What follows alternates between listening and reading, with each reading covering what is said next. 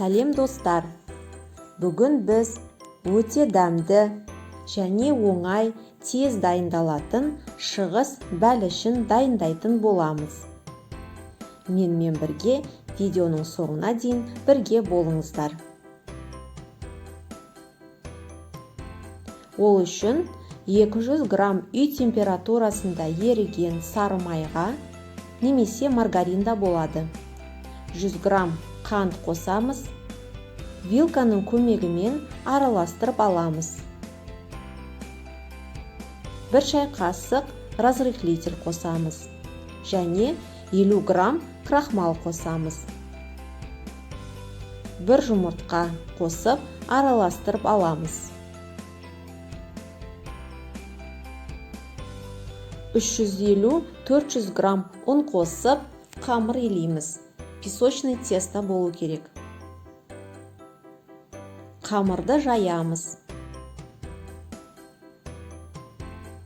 Пирог пісіретін формаға қамырды салып,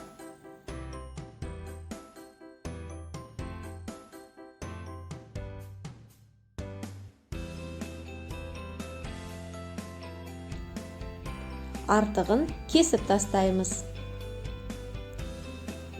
Жуып дайындап қойған өрік, мейіз, жаңғақты саламыз. Яғни сухофруктыларды саламыз. Үстіне қойытылған сүтімізді құямыз. Яғни сгущенное молоко. Видеода көрсетілгендей. 180 градуста 30 минут пісіріп аламыз. Сгущенкаға байланысты менің сгущенкам карамель болып қалды. Бәліш дайын.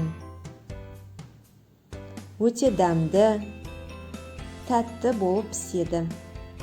Міндетті түрде жасап көріңіздер.